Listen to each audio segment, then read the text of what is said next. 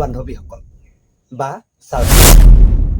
আজি 28 জুন 2024 আপোনালোক আমাৰ নতুন এটি আলোচনাত স্বাগতম জনাইছোঁ। আপোনালোকে চাবলৈ আৰম্ভ কৰিছে BG News 8। আজি এই ভিডিঅ'টোত অতি গুৰুত্বপূৰ্ণ হ'বলৈ গৈ আছে। আমাৰ অসমৰ হাজাৰ হাজাৰ অংগনবাদী কৰ্মী, সহাৰিকা, আশা কৰ্মী, টিউটৰ, শিক্ষক আৰু অন্যান্য ঠিকাভিত্তিক বা ঠিকাবিহীন চৰকাৰী কৰ্মচাৰীসকলৰ বাবে বিগত কিছুদিন ধৰি ছ'চিয়েল মিডিয়াত আৰু বিভিন্ন মহলত এটা দাবী বা এটা ডাঙৰ দাবী উত্থাপিত হৈছে। কৰ্মচাৰীসকলৰ ন্যূনতম দৰমহা 25,000 টকা কৰিব লাগে।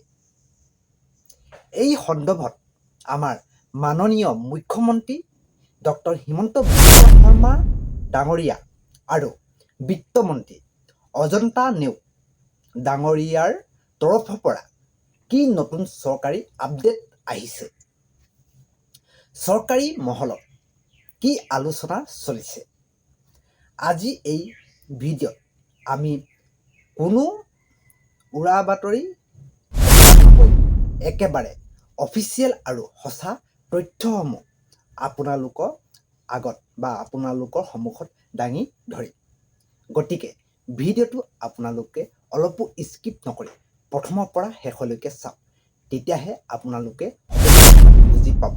লগতে আমাৰ এই চেনেলটোলৈ যদি প্ৰথমবাৰৰ বাবে আহিছে তেন্তে সকলোৱে আমাৰ এই চেনেলটো ছাবস্ক্ৰাইব কৰি লগতে কাষৰে থকা বেল আইকনটো প্ৰেছ কৰিবলৈ নাপাহৰিব।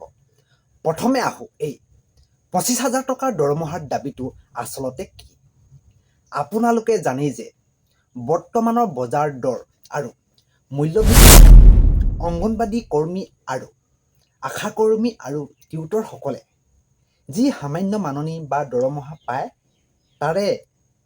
তাৰ ওপৰত এখন সংসাৰ চলোৱাটো অতি কঠিন হৈ পৰিছে। অলপতে বিভিন্ন শ্ৰমিক সংগঠন আৰু কৰ্মচাৰী সন্থাই চৰকাৰৰ ওচৰত স্পষ্ট দাবী জনাইছে যে অংগনবাদী, আশা আৰু মধ্যাহ্ন ভোজনৰ ৰান্ধনি আদিকে ধৰি সকলো ঠিকাভিত্তিক কৰ্মচাৰীক মাহে ন্যূনতম 25,000 পৰা 26,000 টকাৰ সুস্থিৰ বেতন দিব লাগে। এইটো কোনো অফিচিয়েল জাননী নহয়, এইটো হৈছে সংগঠনসমূহৰ দাবীহে। সংগঠনসমূহৰ যুক্তি হ'ল এই কৰ্মচাৰীসকলে তৃণমূল পৰ্যায়ত দিনে ৰাতি চৰকাৰৰ স্বাস্থ্য আৰু শিক্ষাৰ বিভাগৰ সকলো কাম সুচাৰুৰূপে চলাই নিছে। গৰ্ভৱতী মহিলাৰ যত্ন লোৱাৰ পৰা আদি কৰি শিশু প্ৰাৰম্ভিক শিক্ষা আৰু টীকাকৰণৰ দৰে গুৰুত্বপূৰ্ণ কামত আশা অংগনবাদী কৰ্মীসকল জড়িত। গতিকে তেওঁলোকক মাননি সলনি এক মৰ্যাদাপূৰ্ণ স্থায়ী দৰমহা দিয়াটো সময়ৰ দাবী। আপোনালোকক আকৌ কৈ থওঁ যে 25,000 যিটো আপোনালোকে শুনিব পাৰিছে, এইটো চৰকাৰী অফিচিয়েল নহয়, সন্থাসমূহৰ দাবীহে। এতিয়া আটাইতকৈ গুৰুত্বপূৰ্ণ প্ৰশ্নটো হ'ল এই দাবীক লৈ বিত্ত তথা মহিলা আৰু শিশু বিভাগ মন্ত্ৰী অজন্তা নেওগ ডাঙৰীয়াই কি কৈছে আপোনালোকে শুনক। বন্ধুসকল, আপোনালোকক জনাই থওঁ যে চৰকাৰে এই সমগ্ৰ বিষয় সম্পূৰ্ণৰূপে নাকচ কৰা নাই। মাননীয় মুখ্যমন্ত্ৰী মহোদয়ৰ নিৰ্দেশ মৰ্মে বিত্তমন্ত্ৰী অজন্তা নেওগৰ নেতৃত্বত এখন বিশেষ কেবিনেট ছাব কমিটি গঠন কৰা হৈছিল। এই কমিটিৰ মূল কামেই আছিল অংগনবাদী, আশা আৰু ৰন্ধন কৰ্মীসকলৰ বৰ্তমানৰ সমস্যা আৰু দৰমহাৰ বৃদ্ধি সম্ভাৱনীয়তা পৰীক্ষা কৰা। শেহতীয়া বাজেট প্ৰস্তুতি বৈঠক আৰু বিভাগীয় পৰ্যালোচনাত বিত্ত মন্ত্ৰীগৰাকীয়ে স্পষ্ট কৰি কৈছে যে চৰকাৰে পৰ্যায়ক্ৰমে মাননি বৃদ্ধি প্ৰস্তাৱসমূহ বিবেচনা কৰি আছে, কিন্তু একেলগেই যে 25,000 টকালৈ বৃদ্ধি কৰাটো ৰাজ্যখনৰ বিত্তীয় ধনভঁৰালৰ ওপৰত এক বৃহৎ চাপ হ'ব পাৰে, যাৰ বাবে চৰকাৰে এক মধ্যমীয়া পথ বা পৰ্যায়ক্ৰমিক বৃদ্ধি পৰিকল্পনা তৈয়াৰ কৰি থকাৰ খবৰ পোৱা গৈছে। আমাৰ মাননীয় মুখ্যমন্ত্ৰী ডক্টৰ হিমন্ত বিশ্ব শৰ্মা ডাঙৰীয়াই সদায় জনমুখী আঁচনিসমূহক অগ্ৰাধিকাৰ দি আহিছে। আপোনালোকক পুনৰ কৈ থওঁ যে 25,000 টকা যি আপোনালোকে থাম্বনেইলত দেখিছে বা ভিডিঅ'ত কৈছোঁ, এইটো কোনো চৰকাৰী অফিচিয়েল জাননী নহয়, এইটো সংগঠনসমূহৰ দাবীহে। শেহতীয়াকৈ তেওঁ বিভিন্ন বিভাগৰ 13খন গুৰুত্বপূৰ্ণ পৰ্যালোচনাৰ বৈঠকত মিলিত হৈছে।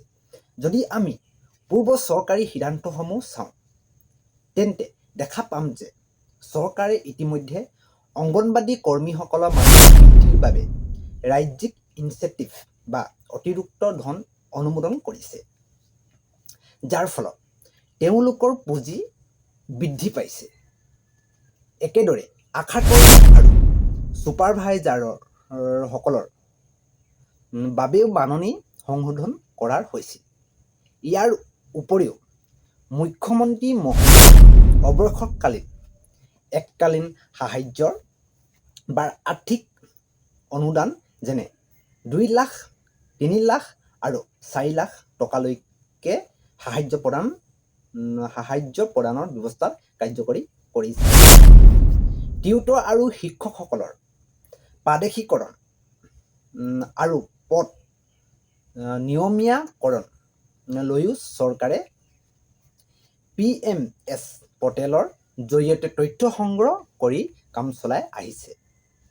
চলাই আছে। মুখ্যমন্ত্ৰী স্পষ্ট সংকেত হ'ল চৰকাৰে কৰ্মচাৰীসকলৰ কষ্ট বুজি পায় আৰু বিত্তীয় স্থিতি চাই লাহে লাহে তেওঁলোকৰ সা-সুবিধা আৰু বৃদ্ধি কৰা হ'ব। এতিয়া পোনপটীয়া কথা এয়াই যে আজি 28 জুন 2024 তাৰিখলৈকে চৰকাৰে কোনো ধৰণৰ অফিচিয়েল জাননী জাৰি কৰা হোৱা নাই বা জাৰি কৰা য'ত লিখা আছে যে কাইলৈ বা অহা মাহৰ পৰা দৰমহাৰ 25,000 টকাৰ কৈ বৃদ্ধি হ'ব বা হৈ যাব।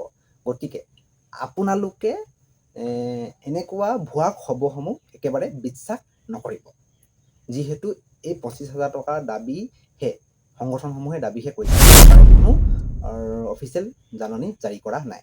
যিহেতু আমাৰ এইটো এটা দায়িত্বশীল আৰু সুৰক্ষিত আলোচনাৰ চেনেল, সেয়েহে মই আপোনালোকক স্পষ্টকৈ ক'ব বিচাৰোঁ যে 25,000 টকাৰ দাবীটো হৈছে কৰ্মচাৰী সংগঠনসমূহৰ এক দীৰ্ঘদিনীয়া দাবী।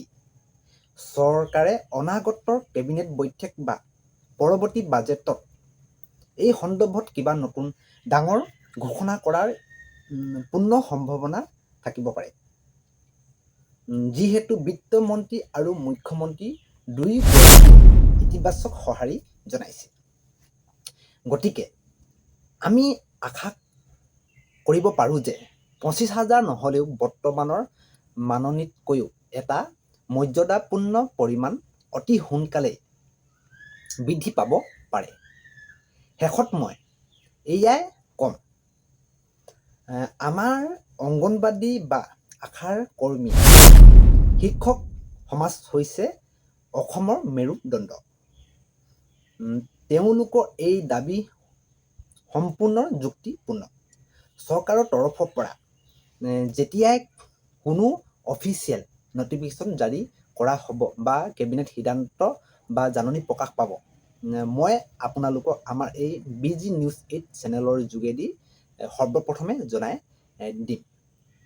আপোনালোকৰ এই ক্ষেত্ৰত বা আপোনালোকৰ কি বুলি ভাবে, আপোনালোকৰ এই মতামতসমূহ তলত কমেণ্ট বক্সত নিশ্চয় জনাওক।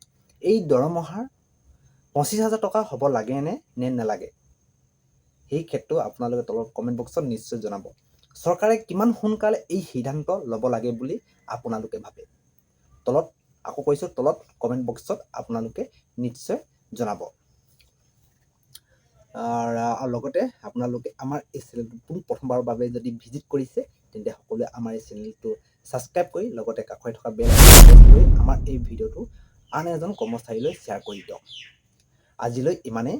অন্য এটি ভিডিঅ'ত লগ পোৱাৰ প্ৰতিশ্ৰুতিৰে মই আজি সকলোৰ পৰা বিদায় লৈছোঁ। ধন্যবাদ।